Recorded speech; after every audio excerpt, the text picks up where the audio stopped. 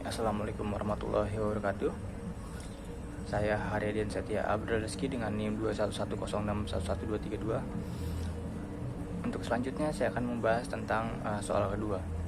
Dalam soal kedua ini saya ingin menyampaikan pendapat atau hasil analisa saya perihal soal kedua mengenai analisis kasus mengenai hak untuk menentukan nasib sendiri dan pengakuan dalam perspektif hukum internasional berdasarkan kasus referendum Bougainville dengan Papua Nugini. Untuk awalan, hak menentukan nasib sendiri dan pengakuan dalam perspektif hukum internasional berdasarkan kasus Bougainville atau gelar referendum kawasan di Papua Nugini pilih merdeka. Maka saya akan menganalisa penyelesaian kasus tersebut dengan pertanyaan pertama, yaitu apa yang menjadi latar belakang kasus Bougainville dengan Papua Nugini.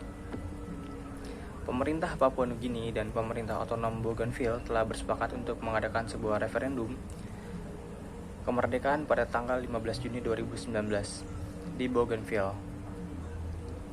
Referendum ini merupakan hasil kesepakatan di tahun 2001 antara pemerintah Papua Nugini dan pemerintah otonom Bougainville yang mengakhiri perang saudara dari tahun 1988 hingga 1998. Untuk pertanyaan selanjutnya, apa saja isu hukum yang ada pada kasus Bougainville dengan Papua Nugini ini?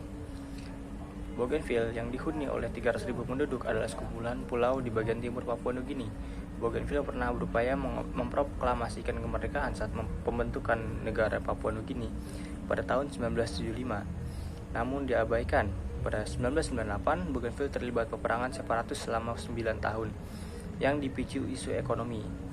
Pada 2001, pemerintah Papua Nugini memberikan status otonomi kepada Bougainville sebagai bagian dari kesepakatan damai untuk mengakhiri perang sipil antara pemberontak Bougainville dan militer Papua Nugini yang menewaskan sekitar 20.000 orang. Kesepakatan itu juga menjanjikan referendum kepada rakyat Bougainville. Meski mayoritas pemilih di Bougainville memilih merdeka, kawasan itu tidak serta-merta menjadi negara baru. Pasalnya, hasil referendum tidak mengikat dan parlemen Papua Nugini harus meratifikasinya. Untuk selanjutnya, sebagai mahasiswa yang ditugaskan untuk menganalisis kasus tersebut, maka hal-hal yang dapat dijadikan acuan sebagai bahan untuk menganalisis kasus referendum Bougainville dengan Papua Nugini tersebut adalah sebagai berikut. Menurut hasil analisa saya, hasil yang jelas dari keinginan Bougainville untuk merdeka membuat Papua Nugini sulit mengabaikan atau menolak hasil referendum. Namun, hal itu perlu beberapa tahun agar kemerdekaan dapat tercapai. Pada bulan Juli 2021, sebuah kesepakatan telah dicapai antara pemerintah Papua Nugini dan Bougainville, di mana Bougainville akan mendapatkan kemerdekaan pada tahun 2027. Selanjutnya, kita akan bertanya bagaimana hasil dari kesimpulan mengenai penyelesaian kasus yang terjadi terhadap Bougainville dengan Papua Nugini tersebut. Hasil kesimpulan saya adalah sebagai berikut.